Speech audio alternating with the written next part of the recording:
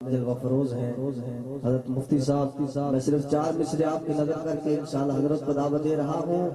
ادنا تھے آلاؤ ذیشان ہو گئے، ادنا تھے آلاؤ ذیشان ہو گئے، دستے نبی پہ جو صاحب ایمان ہو گئے۔ ادنا تھے آلاؤ ذیشان ہو گئے، دستے نبی پہ جو صاحب ایمان ہو گئے۔ ارے کیوں پتھروں کی پوجا کرتے ہیں لوگ، کیوں پتھروں کی پوجا کرتے ہیں لوگ، پتھر تو کلمہ پڑھ کے مسلمان ہو گئے۔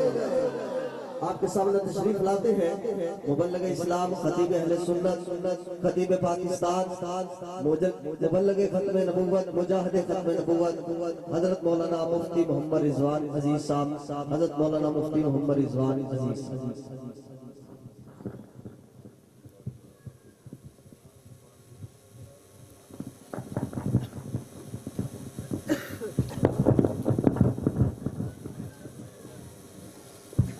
السلام علیکم ورحمۃ اللہ وبرکاتہ۔ نحمدہ ونصلی علی رسولہ الکریم، اما بعد فاعوذ باللہ من الشیطان الرجیم، بسم اللہ الرحمن الرحیم۔ میرے واجب الاحترام معزز سامعین اکرام، میں بات کو انتہائی مختصر طریقے سے آپ حضرات کے سامنے چند باتیں گزار کرتا ہوں۔ 2-3 دن سے مسلسل مجھے گردے کے درد کی تکلیف ہے اور مسلسل ختم نبوت کے اسفار بھی ہیں۔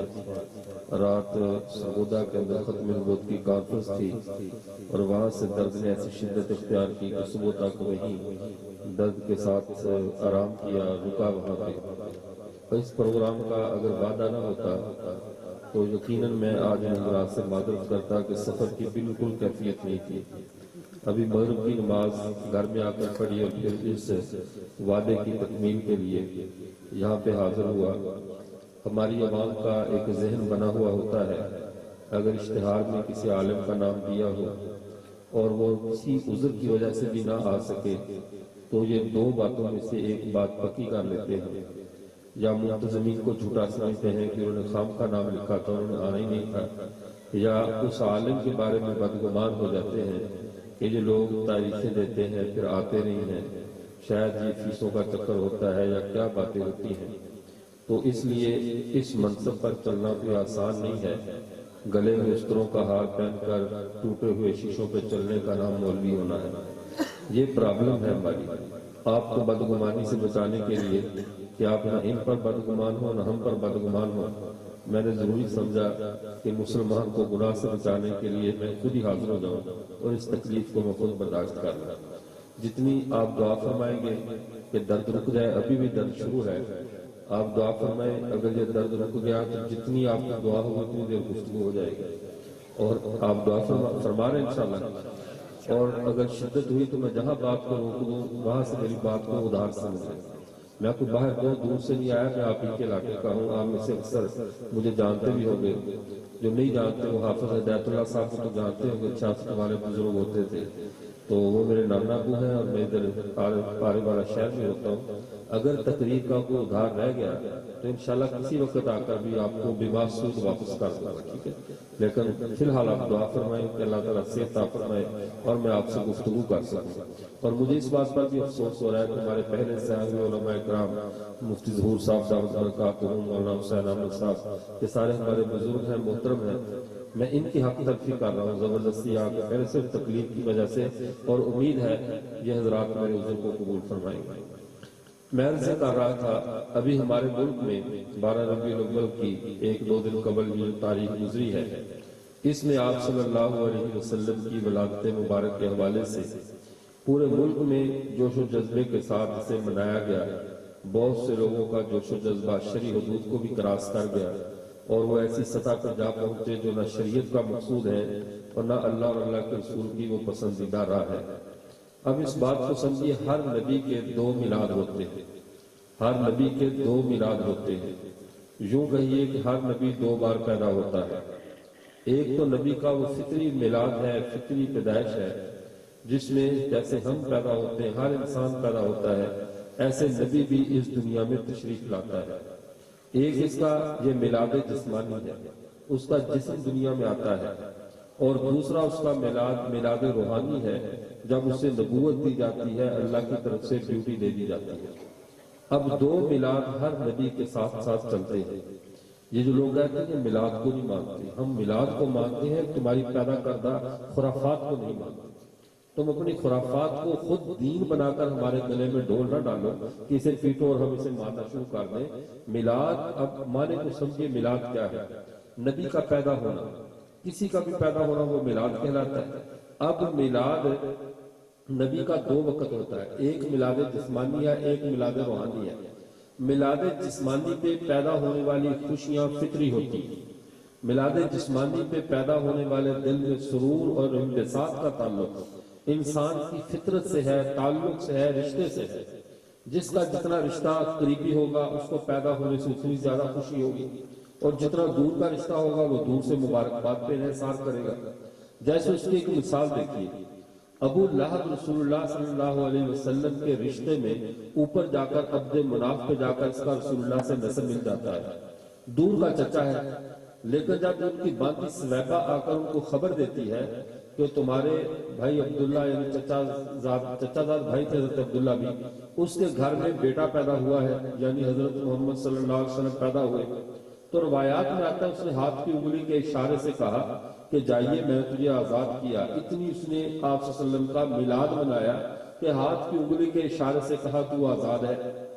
اب ہمارے وہ لوگ جو علم و تحقیق کے میدان میں صرف اتنا چلتے ہیں کہ جتنی ان کا دل مانے، جتنا ان کا پیٹ اجازت دے، جتنی ان کو علاقے کی رسومات اجازت دے، وہ ابو لہب کی انگلی پر ہی بیٹھ گئے، آگے چلنے کا سوچا بھی نہیں کہ اس کے آگے بھی تاریخ ہے، اس کے آگے بھی کوئی بات ہے۔ اسی انگلی کو لے کر ابھی تک دنیا میں ایک فتنہ برپا کیا ہوا ہے کہ ابو لہب کو جہنم کے اندر اتنی مقدار میں پانی مل جاتا تھا جس انگلی سے اس نے باندھی کو آزاد کیا تھا۔ مان لیا، ہم اس میں بحث نہیں کرتے، آگے چلیں۔ ابو لہب نے یہ کس وقت باندھی کو آزاد کیا تھا؟ جب رسول اللہ صلی اللہ علیہ وسلم پیدا ہوئے تھے۔ آپ کا میلاد جسمانی تھا، روایت سندن انتہائی موضوع اور متروک ہے، یہ ایک الگ بحث ہے، لیکن میں آج اس سند کو تسلیم کرتے ہوئے کہتا ہوں ٹھیک ہے، مان لیا ابو لہب نے باندھی کو آزاد کیا، باندھی آزاد ہو گئی، اس نے خوشی کی، اور اس خوشی میں صرف ابو لہب نہیں، ابو جہل بھی اور سارے مکے کے وہ لوگ شریک ہیں کہ جن کا رسول اللہ صلی اللہ علیہ وسلم سے کچھ بھی دور اور قریب کا رشتہ تھا، کیونکہ یہ میلاد جسمانی تھا۔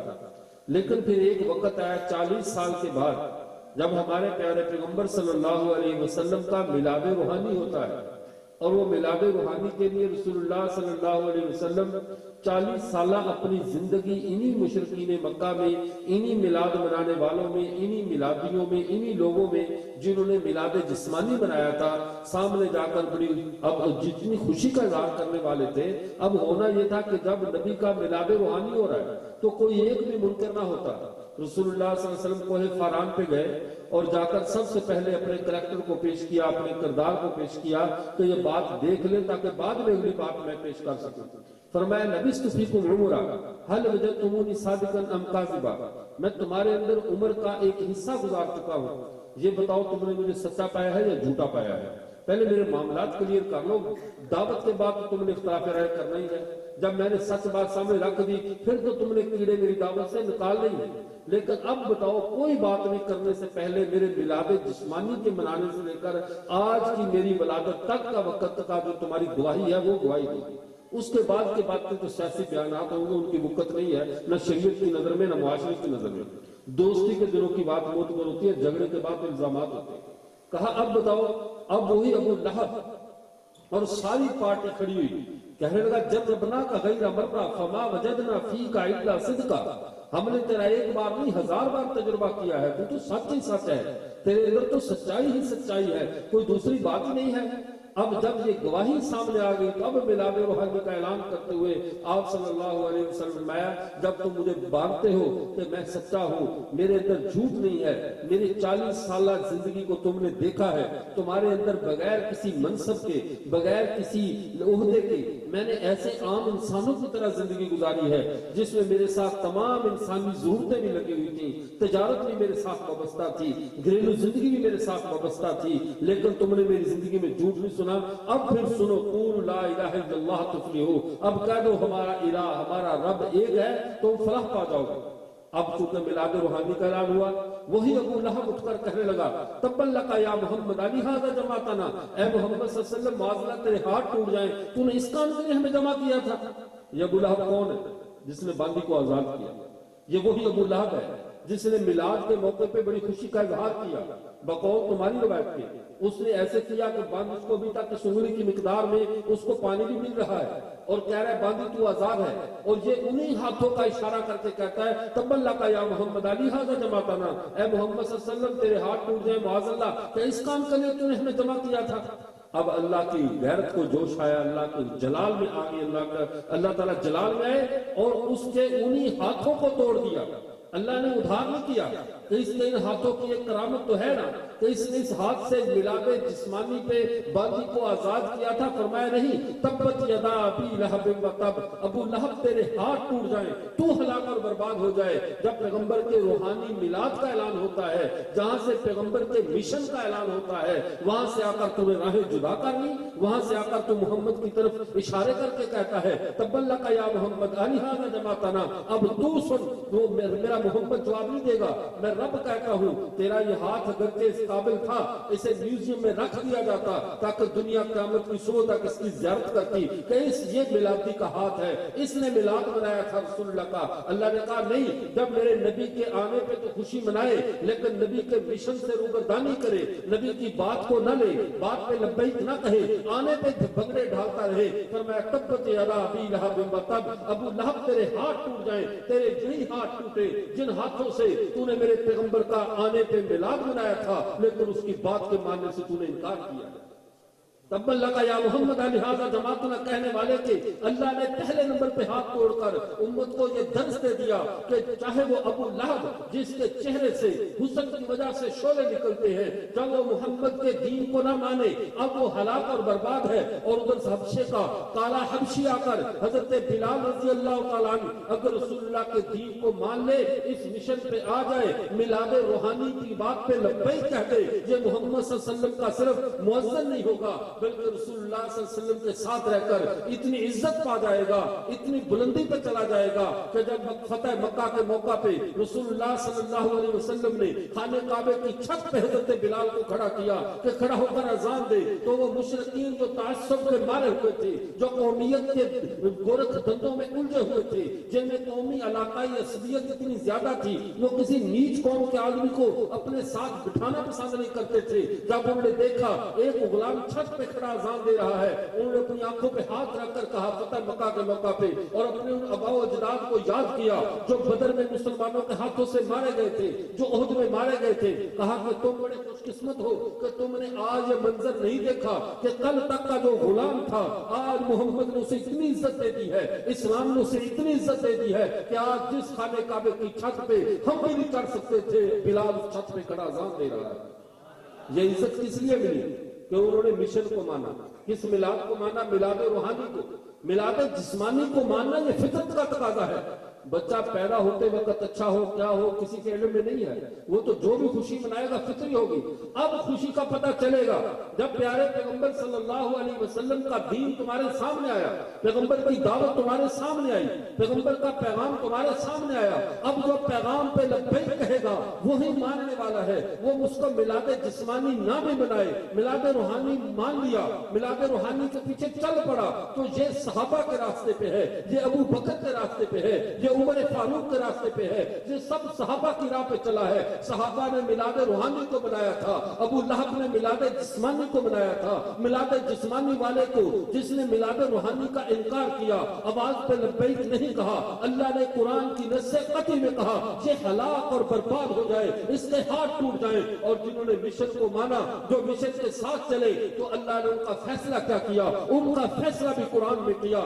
اللہ نے میرا اور آپ کا حشر تو قیامت تک کے لیے ادھار رکھا ہے. جو بات ہمیں جنت میں جا کر سننے کو ملے گی, جہنم کے سارے شرفتوں سے اگر ہم بچ گئے, اللہ سب کو بچائے, وہاں پہنچ گئے, تب اللہ کہے گا میں تم سے راضی ہوں. لیکن جنہوں نے پیغمبر کے میلاد روحانی کو مانا, پیغمبر کی آواز پہ لبیک کہا, صرف ظاہری نعتیں اور ترانوں پہ نہیں رہے, بلکہ ذات, قول اور فعل اور عمل کے ساتھ پیغمبر کی اطاعت کا حق ادا کیا, اللہ نے کہا رضی اللہ عنہ ورضوا عنہ. تو میرا حشر میں نے دنیا میں قائم کر دیا ہے. تمہیں میدان محشر میں یہ سوچ کر صحابہ کو آنے کی ضرورت نہیں ہے کہ ہم سے یہ پوچھا جائے گا کہ تم نے یہ کام کیوں کیا. یاد رکھو, اللہ کے انبیاء سارے کے سارے معصوم ہیں, وہ گناہوں سے محفوظ ہیں, اور صحابہ سارے کے سارے محفوظ ہیں. محفوظ کا کیا مطلب ہے؟ معصوم اور محفوظ کا ایک مطلب نہیں ہے. معصوم کہتے ہیں جس سے گناہ اللہ ہونے نہیں دیتے, اور محفوظ اسے کہتے ہیں جس سے گناہ تو ہو جاتا ہے, اللہ نامہ اعمال میں رہنے نہیں دیتے. اللہ نامہ اعمال سے ساتھ ساتھ ڈیلیٹ کر دیتے ہیں, مٹا دیتے ہیں. جب قیامت کے دن صحابہ جائیں گے, صحابہ سے مؤاخذہ نہیں ہوگا. محفوظ مؤاخذۃ الاخرویہ, اگر کوئی جماعت ہے تو یہ جماعت صحابہ ہے جس کا فیصلہ اللہ نے کیا رضی اللہ عنہ ورضوا عنہ. میں ان سے راضی ہوں, یہ مجھ سے راضی ہیں. کیوں؟ انہوں نے میلاد روحانی مانا تھا. کون سا میلاد مانا تھا؟ ہم سارے یہاں جو بیٹھے ہیں, ہم سارے نبی کے میلاد روحانی کو مانتے ہیں نہیں مانتے؟ میلاد جسمانی کو مانتے کہ نہیں مانتے؟ ہم نبی کے میلاد جسمانی کو بھی مانتے ہیں کہ ہمارے نبی پیدا ہوئے, میلاد روحانی کو بھی مانتے ہیں. لیکن جو درمیان میں کوئی پلانٹن سی شریعت تم نے ڈال دی ہے, یہ اسے ہمیں معاف رکھے, یہ ہم نہیں مان سکتے. کیوں نہیں مانتے؟ اس کی وجہ کیا ہے؟ اس سال تو خرافات کی حد ہوگی ہمارے زمانے طالب علمی میں. اور یہاں پہ میں ایک بات اور آپ کو بتاؤں, بدعتی اللہ کو بڑا ناپسند ہے. بدعتی سے اللہ بہت نفرت کرتے ہیں, کیونکہ بدی ہونا یہ اللہ کی صفت ہے. بدی اللہ کی صفت ہے. بدی السماوات والارض, بغیر نقشے کے زمین اور آسمان کو بنانا یہ اللہ کا کام ہے. بدعتی بھی اللہ کو اسی لیے برا لگتا ہے, یہ اللہ کے دین میں, اللہ کے قانون میں, اللہ کے نظام میں بغیر کسی دلیل کے, بغیر کسی نقشے کے, جو نقشہ نہ صحابہ میں ہوتا ہے, نہ تابعین میں ہوتا ہے, نہ نبی کے زمانے میں ہوتا ہے, یہ پوری کی پوری نئی عمارت دین کے نام پہ کھڑا کر دیتا ہے. اسی لیے رسول اللہ صلی اللہ علیہ وسلم نے فرمایا, سن لے میرے ماجہ میں حدیث میں بات ہے, فرمایا ان اللہ لا يقبل من صاحب بدعۃ صوم ولا صلاۃ ولا صدقۃ ولا حج ولا عمرۃ ولا جہاد ولا صرف ولا عدل یخرج من الاسلام كما تخرج الشعرۃ من العجین. اللہ کے نبی فرماتے ہیں اللہ بدعتی کا کوئی عمل قبول نہیں کرتے, وہ چاہے اس کے اعمال سے ہواؤں میں اڑے, آسمان کی ترقیوں پہ پرواز کرے. ان اللہ لا يقبل من صاحب بدعۃ صوم ولا صلاۃ, اہل بدعت کی نہ نماز قبول ہوتی ہے, نہ روزہ قبول ہوتا ہے, ولا صرف ولا عدل, نہ نفلی نماز قبول ہوتی ہے, نہ فرضی عبادت قبول ہوتی ہے, اور نہ اس کا جہاد قبول ہوتا ہے. یخرج من الاسلام, وہ اسلام سے ایسے نکال دیا جاتا ہے کما تخرج الشعرۃ من العجین, جیسے آٹے سے بال نکال دیا جاتا ہے. اللہ کو اتنی نفرت بدعتی سے کیوں ہے؟ یہ دین میں نئی بات کو ڈالتا ہے. اور بدعتی کا تو پھر اپنی, میں حیران ہوتا ہوں ان کی سائنسدانوں والے دماغ پہ. اگر یہ صحیح دماغ کو استعمال کرے, دنیا آئنسٹائن کو بھول جائے جتنا یہ دین میں بدعت, جتنی ہمت سے یہ ایجاد کرتے ہیں. اتنی ہمت میں یہ دنیا کی مشینریاں بناتے تو پاکستان چاند پہ پہنچ چکا ہوتا. بناتے بھی کیا ہے؟ اس سال کا آج ہمارے زمانہ طالب علمی میں ہم نے خانے وال میں ان کی حرکت دیکھی, دیکھ کر شرم آتی ہے. یہ اس کی تاریخ میں جانتا ہوں, شاید آپ کے علم میں نہیں ہے. میں ایک طالب علم کی حیثیت سے دنیا کے 20 ملکوں کا سفر کیا. میں نے ان کفار کی عادات کو پڑھا, میں نے مستشرقین یورپ کے طریقہ واردات کو سمجھا. جو کل تک ہم ان عیسائیوں سے اعتراض کرتے تھے کہ تم 25 دسمبر کو جو کرسمس ڈے مناتے ہو, کرسمس ٹری بناتے ہو, تم پہاڑیاں بناتے ہو, اس کا کہاں ثبوت ہے؟ تمہاری شریعت میں نہیں ہے. عیسائی بڑا دانا دشمن ہے, وہ جواب عمل سے دیتا ہے, قول سے نہیں دیتا. قول میں ان کے پاس دلیل تھی کوئی نہیں, انہوں نے اسی لت میں جس کے اندر ہمیں ان پہ اعتراضات تھے کہ نبی کے لیے کبھی درخت بناتے ہو, کیا اس درخت کی, کیا اس کھجور کے درخت کی کیا خصوصیت ہے کہ حضرت مریم کے لیے جو درخت ہلایا تھا, کھجوریں گری थी, हम उसकी याद बनाते हैं, कभी कुछ बनाते कभी कुछ बनाते।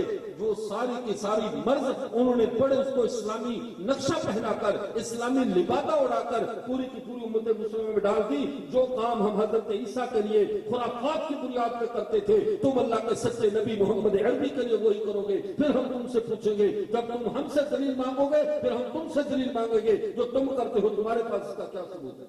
हम दुश्मन की चालों को नहीं समझ रहे। वहां पे खाने वालों ने एक हरकत की, सुबह 4:35 पे कोई 40-50 नौजवान लड़के अपने कपड़े उन्होंने सिर्फ धोतियां हल्की सी बांधी, सारी कमीजें उतारी हुई। बेहूदगी की हद होती है। ये कौन सा दीन आप दुनिया को दिखा रहे हैं कि मोहम्मद अरबी का दीन इन खुराफात का नाम है? अब वो छोटे छोटे रुमाल बांधे नौजवान लड़के 18 साल 10 साल से 18 साल के 4:35 पे एक गोला छोड़ा। उस गोले की पटाखे की जैसे ही आवाज आई, उन लड़कों ने अपने कपड़े उतार दिए, अपने हाथों में फीडर पकड़े और पीने शुरू कर दिए। ये खुसूसियत क्या थी? कह लगे 4:35 पे रसूलुल्लाह पैदा हुए, यकीन उन्होंने दूध पिया होगा और बगैर कपड़ों के पैदा हुए थे। हमने आज सुन्नत को जिंदा किया, कपड़े उतार कर बाजारों में घूम रहे और फीडर पी रहे।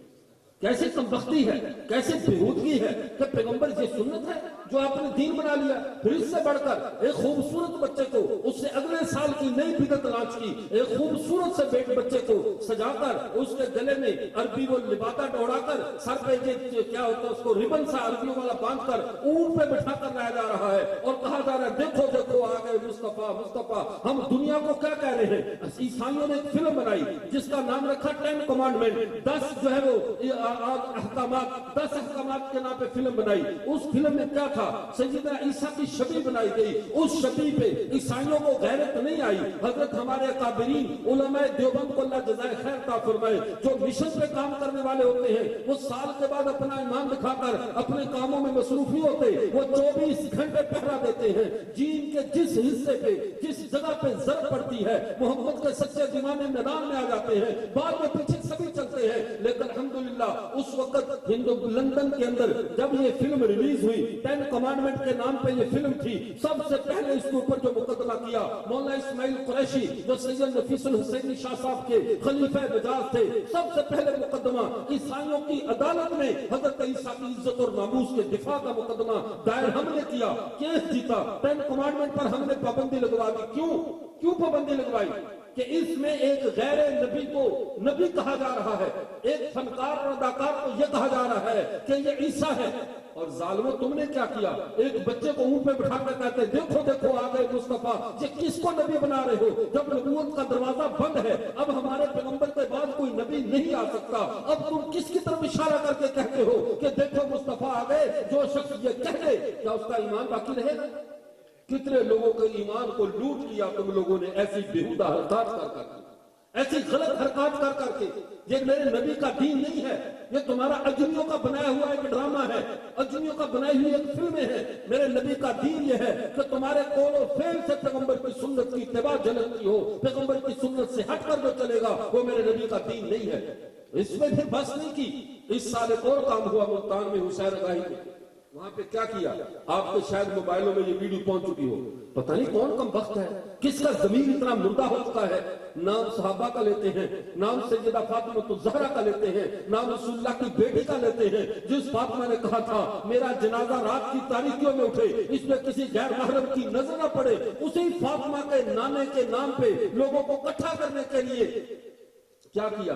एक इंतहाई खूबसूरत नौजवान दुशीदा लड़की को इस साल सजा बिठाकर अच्छी तरह वो पत्नी गाड़ी की छत पे बिठाया हुआ है और उसको बाजार में फिराया जा रहा है। सब उसको देख रहे हैं। उसके नाम पे उस खूबसूरत लड़की के इर्द गिर्द पूरे मजमे को जमा किया जा रहा है और नाच और गाना किया जा रहा है। ये मिलाद मनाया जा रहा है या मेरे पैगंबर की विलादत का मजाक उड़ाया जा रहा है? ये बातें आपको कड़वी लगती है तो सो लगे। मैंने ये देखकर नहीं कहना कि आपको क्या बात पसंद है या क्या पसंद नहीं है। इस बात से दिल बेनियाज है। जिंदगी मौत मेरे अल्लाह के हाथ में है, ये तुम्हारे या किसी और के हाथ में नहीं है। लेकिन जो मेरे रब का दीन है वो डंके की चोट पे आपको बताया जाएगा। जिंदगी रहे ना रहे, अगर उनके नाम लग जाए तो और हमें क्या चाहिए? हमें इससे कोई परवाह नहीं है। लेकिन सच्ची बात यह है, ये मेरे मोहम्मद का दीन नहीं है। जो खुराफात आप लोग कर रहे हो ये मेरे नबी का दीन नहीं है। मेरे पैगंबर का दीन क्या है? अब आइए मेरे पैगंबर का दीन क्या है। प्यारे पैगंबर सल्लल्लाहु अलैहि वसल्लम, लगता है आपने अच्छी दुआ की है, दर्द रुक गया। अच्छा जज़ाकल्लाह। अच्छा, तो मैं अर्ज कर रहा था, रसूलुल्लाह सल्लल्लाहु अलैहि वसल्लम हज्जतुल विदा के मौके पे खड़े हैं, और हज्जतुल विदा वो है जब नबूवत अपने मिशन पूरा कर चुकी है। नबी के मिशन पे लब्बैक कहने वाले लब्बैक कह चुके हैं, नबी के मिशन से गद्दारी करने वाले वो दुश्मनों की साथ में खड़े हो चुके हैं। नस्ल इंसानी दो हिस्सों में बट चुकी है, दो तबकात पूरे हो चुके हैं, पूरी एक उम्मत कायम हो चुकी। पूरी उम्मत को कायम करके रसूलुल्लाह सल्लल्लाहु अलैहि वसल्लम फरमाते हैं, कुल उम्र जाहिलियती मौज़ूअन तहत कदमी, बुखारी में हदीस है, फरमाया जाहिलियत वाला हर काम आज मेरे पांव की नोक के नीचे है। फला तरजू बादी कुफारा वला तरजू बादी जलाला, मेरे बाप दोबारा काफिर ना हो जाना, मेरे बाप दोबारा गुमराह ना हो जाना। जिन कामों से मैं तुम्हें रोक कर गया हूं वो काम आज सारे के सारे जो फहश के आलात थे, जो गुनाह थे, जो गलत चीजें थी, वो सारी मेरे आज पांव की नोक के नीचे है। मैंने सबको तोड़ दिया है, अब खुदा के लिए दोबारा गलत राह पे न चले जाना। अब वो गलत बातें क्या थी, मेरे नबी ने क्या चीजों को तोड़ा? सबसे पहले मज़ामीर, गाने बजाने के आलात मेरे पैगंबर ने तोड़ दिए। ऐसे तोड़े कि वो लोग जो गाने बजाने के रसिया थे, जो पहलों के किस्से भी ढोल की थाप पे सुना करते थे, अब उनकी हालत ये हो गई। एक औरत ने मन्नत मान ली कि अल्लाह के रसूल मैंने आपके सामने दुख बजानी है, और दुख बजाना शरीयत में कुछ गुंजाइश थी, लेकिन इस्लाम का रोब इतना आ चुका था, इजाजत मांगी, कहा मैं बजाना चाहती हूँ। अल्लाह के रसूल सल्लल्लाहु अलैहि वसल्लम बड़े नरम तबीयत हलीम तबा थे, किसी की बात को रोकते नहीं थे, खामोश हो गए था तो अपनी मन्नत पूरी कर ले। अब हजरत अबू बकर आए तो वो बजाती रही बैठी, उसने मन्नत मानी थी। जैसे ही हजरत उमर रजी अल्लाह तआला आए, उसने दुख जल्दी नीचे रखी, उसके ऊपर बैठ कर दुख को छुपा लिया। अल्लाह के रसूल ने कहा, या उमर इन्न शैतान ला यखाफु मिनका या उमर, ए उमर शैतान तुझसे कैसे डरता है? ये मन्नत पहले पूरी करनी थी, तुझे देखकर के मन्नत भी भूल गई। नारे तकबीर, नारे खत्म नबूवत, सदाकत सिद्दीक़ अकबर, अदालत फारूक आज़म, सहाबत उस्मान गनी, जुर्रत हैदर कर्रार, सियासत मुआविया,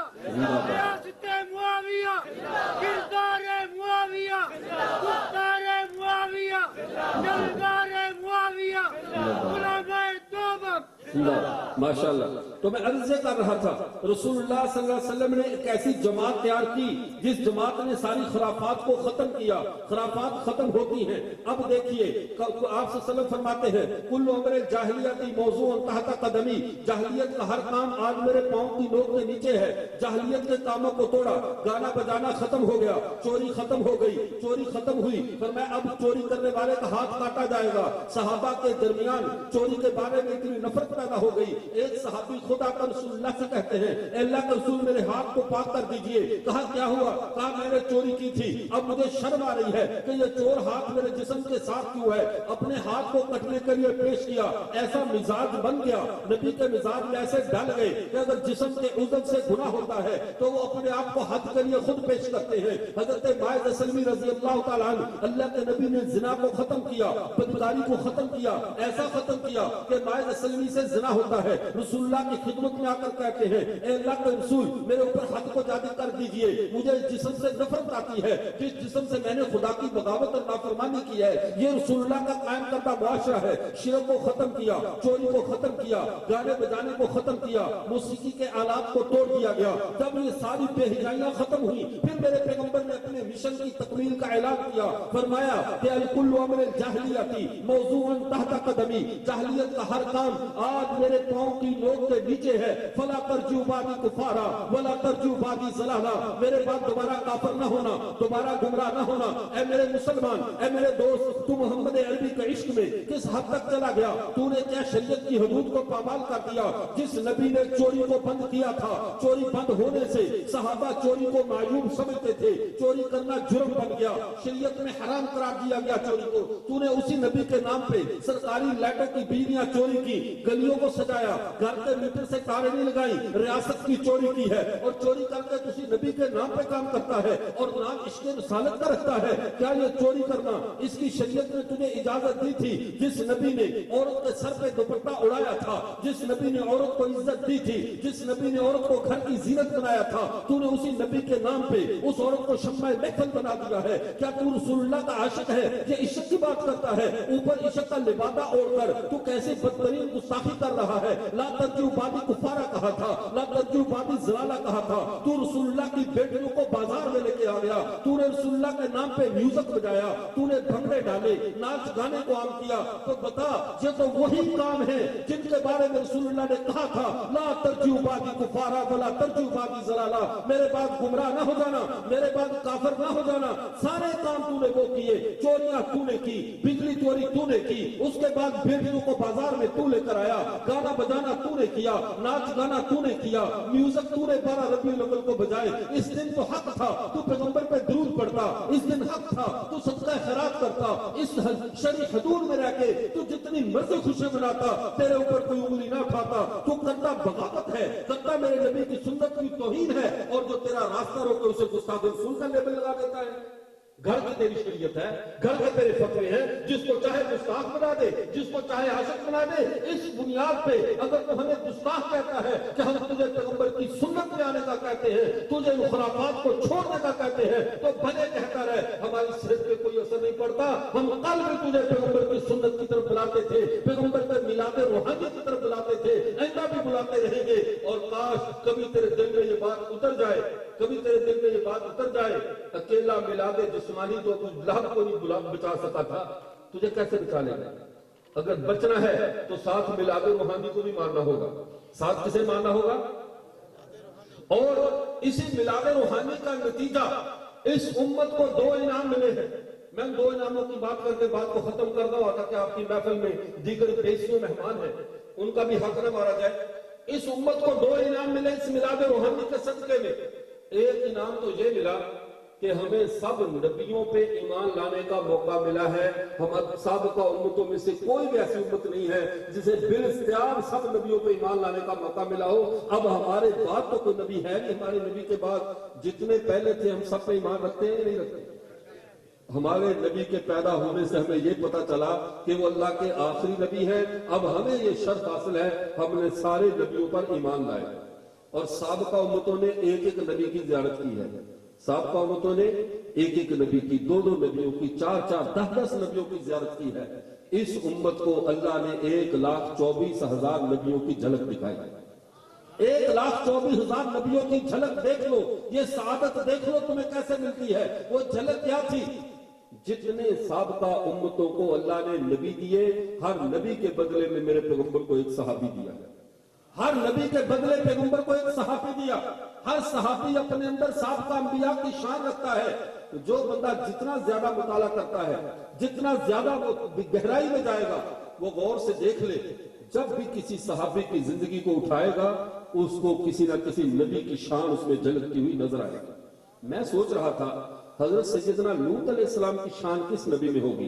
अचानक मुझे पढ़ते पढ़ते किताब हदीस की किताब से एक हदीस मिल गई। अल्लाह के रसूल सल्लल्लाहु अलैहि वसल्लम ने फरमाया, सबसे पहले नस्ल इंसानी में जिसने बच्चों के साथ हिजरत की है वो लूत है। और मेरी उम्मत में अगर किसी ने लूत की सुन्नत पे अमल किया है, बच्चों के साथ हबशा की तरफ हिजरत की है, तो उस्मान इब्न अफ़्फ़ान है। अल्लाह के नबी की सहाबी हजरत उस्मान में वो शान पाई गई। मैंने देखा हजरत हारून के बारे में, हजरत हारून नबी है, मूसा के ताबे हैं। इधर अल्लाह के नबी हजरत अली अल-मुर्तज़ा से कहते हैं, या हजरत अली से, या अली अंता मिन्नी बिमंज़िलति हारून मिन मूसा इल्ला यकूना ला नबुव्वता बादी। अली तेरी मेरी मिसाल ऐसे है जैसे हारून और मूसा की मिसाल है, लेकिन मेरी उम्मत में बाद में कोई नबी नहीं है। इधर हजरत उमर को देखा, उधर हजरत नूह कहते हैं, या रब्बी ला तज़र अलल अर्ज़ि मिनल काफ़िरीन दय्यारा, अल्लाह काफिरों का नामो निशान मिटा दे। इधर हजरत उमर कहते हैं जंग बदर के कैदियों के बारे में, अल्लाह के रसूल इनको माफी ना दो, जिसका जो रिश्तेदार है उसके हवाले करो, हम उन्हें मिटाते हैं। फिर इससे बढ़कर आगे चलिए,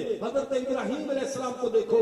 इब्राहीम को अल्लाह आग में जब नमरूद डालता है, अल्लाह ताला आग से मुखातब होकर कहते हैं, या नारु कूनी बर्दम व सलामा। लेकिन अगर अल्लाह की मखलूक में, खुदाई मखलूकात को रब के लहजे में कोई बात करता है तो वो हजरत उमर है। दरियाए नील को कहता है, चलना है तो अपनी मर्जी से चलता है तो बंद हो जा, अगर अल्लाह की मर्जी से चलता था तो चल। अल्लाह की मखलूक से, अल्लाह के लहजे में में अगर कोई बात करता है तो उमर फारूक है। जब मैंने ये देखा कि हजरत अबू बकर की शान क्या है, हदीस में मेरी नजर से गुजरा, हजरत अबू बकर सिद्दीक के सामने रसूलुल्लाह सल्लल्लाहु अलैहि वसल्लम ने फरमाया, ए अबू बकर, साहबा जितने भी अंबिया, माज़रत अल्लाह के नबी ने कहा, ए अबू बकर, अहले जन्नत की 360 अलामत है, जिसमें एक भी अलामत पाई जाएगी वो जन्नत में जाएगा, एक सिर्फ पाई जाएगी वो जन्नत में जाएगा। हजरत अबू बकर चेहरे से थोड़ा सा गमज़दा हो गए। जिसका दिल का आईना जितना साफ हो वो अपने नबी की मोहब्बत में उतना ही दिल उसका गमज़दा रहता है।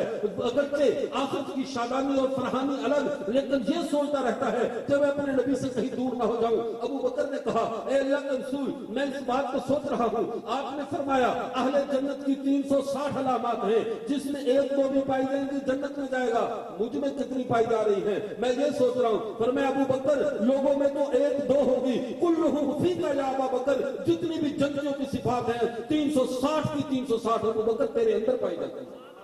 अब ये इससे बात ना सुनिए, बाद लोगों को कोई परेशानी हुई, उन्होंने सहाबा की जिंदगियों को देखा, उन रूहानी मिलाद रूहानी मानने वालों को देखा, तो वो देखा सारे दरवेश है। हजरत अबू बकर दरवेशी की उम्र गुजार गए। हजरत उमर को देखिए, खिलाफत से घर के अंदर ऐसा फक्र है, 22 लाख मुरब्बा मील के हुक्मरान है, घर में इतना फक्र है कि बीवी सिफारिश कर रही है कि मीठा खाने के लिए कुछ इजाफा हो सकता है, जिससे 22 लाख मुरब्बा मील के हुक्मरान के घर में मीठा ना पकता हो, कैसा फकीर होगा। लोगों ने जब इसके साथ मुकाबला किया, हजरत सैयदना मुआविया रज़ी अल्लाह तआला अन्हु परेशान हो गए। उन परेशान होने वालों में वो भी है जिन्हें तुम सकालर कहते हो, वो भी है जिनका तुम नाम लेना भी शायद पसंद नहीं करते, और वो भी है जो खुद मुआविया के नाम से परेशान होते हैं। अब हजरत मुआविया को देखा, किताब लिख मारी, खिलाफत व मलूकियत, खिलाफत इधर है, मलूकियत इधर है, इधर से बादशाह चल पड़ी। सहाबा का दौर खिलाफत का तो यहां तक था, आगे बादशाह आ गई।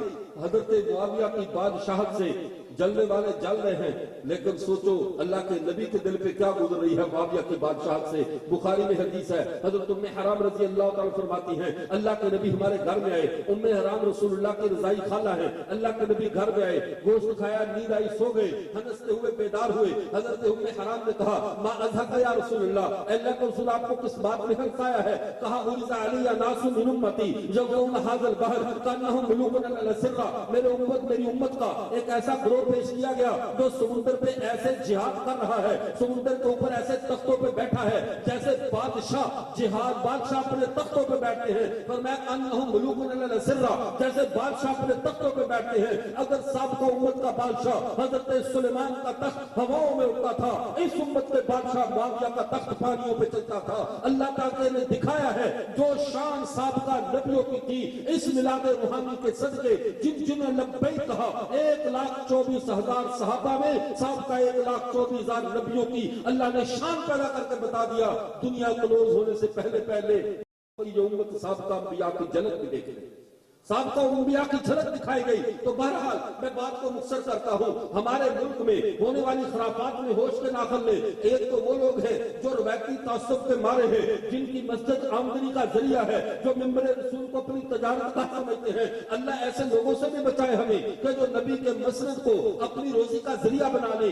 नहीं, खुदा के लिए ऐसा कभी ना किया करो। उलमा हो या गैर उलमा, आलिम का मनसब ये है वो मोहम्मद की बात सच सच कौम तक पहुंचा दे। कोई मानता है माने, मस्जिद की इमामत रहती है रहे, नहीं रहती ना रहे, महल्ले वाले पसंद करते करे, नहीं करते ना करे। हमने ये देखना है उसकी नजर में क्या पसंद है, वो क्या चाहता है, वही कौम को बतलाया जाए। वो जिन लोगों का रोजगार वाबस्ता है वो तो लोगों के सामने ऐसी ऐसी बातें करते हैं तो कौम को किसी ट्रक की लाइट के पीछे लगाते रहे।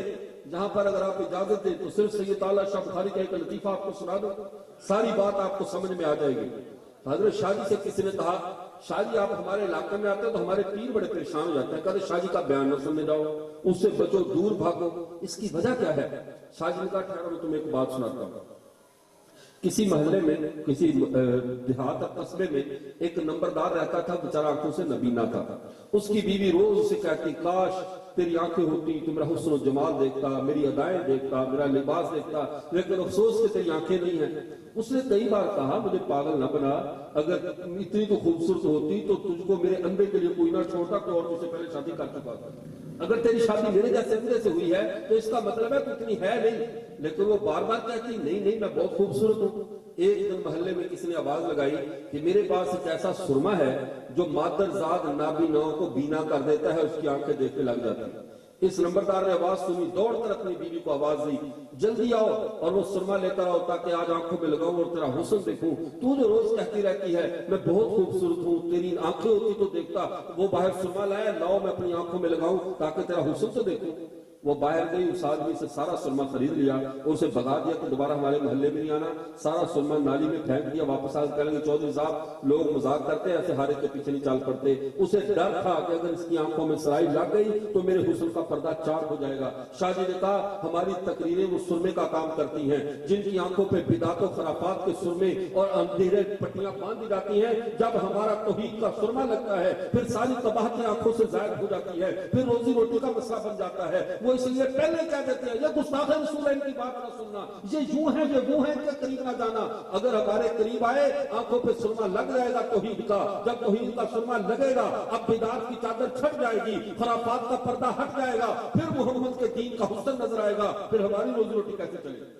وہ اپنی روزی روٹی کے لیے تمہیں روکتے ہیں کہ ہمارے قریب نہ آیا کرو، ورنہ وہ ایک دفعہ حضرت توسا شریف میں گئے، وہاں کسی نے ایسے شرارت میں کہا اس کو روکنے کا اور طریقہ کیا، سوال ہی ایسا کرو۔ سوال کیا کیا؟ اس سوال کے اندر آپ کے 12 ربیع الاول کے بہت سارے سوالوں کا جواب پوشیدہ ہے۔ کہا کہ پیروں نے سوال سکھا کر بھیج دیا، کہا حضرت یہ بتاؤ کیا یہ جو خواجہ سلیمان توسوی رحمۃ اللہ علیہ کے مذہب نے قبر پہ مزار اور گنبد بنایا ہے، کیا یہ جائز ہے؟ یہ گنبد بنانا قبروں پہ جائز ہے؟ شاہ جی نے بڑا پیارا جواب دیا۔ شاہ جی کو پتا تھا اگر میں نے کہا ناجائز ہے تو انہوں نے کہا کہ گنبد خضرا پہ کیوں ہے، اور اگر کہا جائز ہے تو پھر مسئلہ ہی غلط ہے، جائز تو نہیں ہے۔ انہوں نے کہا حضرت یہ گنبد بنانا قبروں پہ جائز ہے؟ شاہ جی نے فرمایا مجھے ایک سوال کا جواب دو، کیا ہمارے نبی کی اونٹنی جیسے کسی کی اونٹنی ہو سکتی ہے؟ کہا بالکل نہیں۔ کہا میرے نبی کے جوتے جیسا ہم میں سے کسی کا منہ بھی ہو سکتا ہے؟ کہا بالکل نہیں۔ وہ پوچھتا کہ ایک ایک چیز کہہ لے کہ جب ہمارے نبی کی مثل کوئی ہو ہی نہیں سکتا پھر میرے نبی کے روزے کی مثل روزے کیوں بناتے ہو؟ میرے نبی کے روزے کی مثل روزے نہ بناؤ، اس جیسی مثل ہو ہی نہیں سکتی۔ اب مسئلہ بتا بھی گئے، روزہ بچا بھی گئے، یہ بھی بتا دیا وہ روزہ ٹھیک ہے، اس کی مثل ہمیں بھی بنانی چاہیے، اس کی مثل ہو نہیں سکتی۔ آج گلی گلی میں پیغمبر کے روزے کی شبیہیں بنائی گئی، نبی کے روزہ مبارک کو ایک دن کے لیے ایسا سجا کر گاڑیوں پر رکھا گیا، اگلے دن وہ گندی نالیوں میں پڑے تھے۔ اللہ کو کیا جواب دو گے؟ میرے پیغمبر کی شباہت بنا کر اس کی یہ حالت، کیا یہ گستاخی نہیں ہے؟ ایک جگہ پہ مسجد میں جھگڑا ہوا چنوٹ کے اندر، وہ جھگڑے کے دوران ایک ٹائل گر گئی، اس ٹائل کے اوپر لکھا تھا یا رسول اللہ، اب وہ یا والا ٹکڑا ٹوٹ کے نیچے گرا، وہ مسجد میں آپس میں کسی بات پہ تنازع ہو رہا تھا، سیدھا 395 کا کیس کروا دیا کہ کیوں اس نے گستاخی کی ہے۔ وہاں تو گستاخی کا جلدی فتوا لگا کر پرچہ بھی کروا دیا، اور جتنی جھنڈیاں اور بینر لگائے گئے تھے سب پہ یا رسول اللہ لکھا تھا۔ اگلے دن نالیوں میں کوڑا کرکٹ میں ہم کہتے خدا را اپنی محبت کو شریعت کا جامہ پہناؤ، اپنی عقیدت برقرار رکھو، رسول اللہ کی محبت کے بغیر ایمان سلامت نہیں ہے۔ جس کے دل میں اپنے نبی کے بارے میں رائی کے دانے برابر بھی ناراضگی ہے، رائی کے دانے برابر بھی دوری ہے، وہ اسلام سے باہر ہے۔ جب تک اس کا دل 100% محمد سے محبت نہیں کرتا، جب اس کا دل اپنے ماں باپ جو باؤ جداد سے سب سے بڑھ کر اپنے نبی کو نہیں چاہتا، اس وقت تک وہ مومن نہیں ہو سکتا۔ لیکن چاہنے کا انداز وہ رکھو جو میرے نبی کا انداز تھا، جو میرے نبی نے تربیت کی تھی۔ اللہ تعالی ہم سب کو میلاد جسمانی کے ساتھ ساتھ میلاد روحانی بنانے کی بھی توفیق عطا فرمائے۔ وآخر دعوانا الحمدللہ رب العالمین۔